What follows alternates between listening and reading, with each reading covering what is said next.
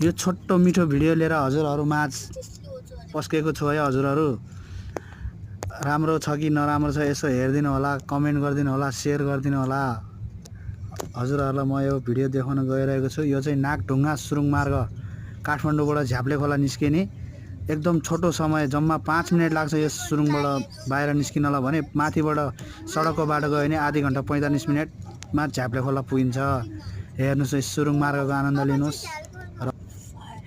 यहाँ झ्याल खोल्ने भनेको यो कटेसी चाहिँ बल्ल झ्याल किन अनि यहाँ हावा आउँदैन उता फ्यानले हावा आइहाल्छ फ्यान खोज्दा कहाँ छ फ्यान उता हो फ्यान होइन हो बाबा मैले बाबाले भने बाबा त्यो फ्यान हो भन्दा फेरि हो भन्नु भएको हो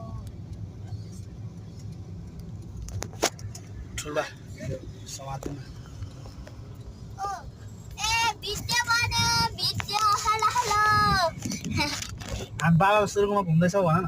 हामी बाबाको सुरुङमा घुम्दैछु। बाबाले बनाउनु भएको सुरुङ बाबाले बनाउनु भएको सुरुङमा घुम्दैछु। बत्तीहरू बलिरहेको छ। त्यो गोलो गोलो पङ्खा नि घुमिरहेको छ बिस्तारी। तर रेलिङहरू नि छ, ड्रमहरू नि छ,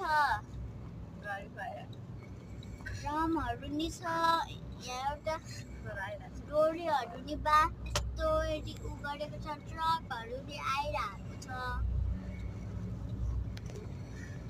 बाई बाई बाई बाई।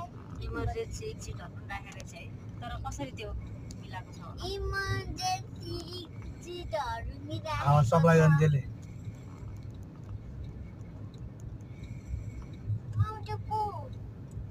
त्यो चोर हो।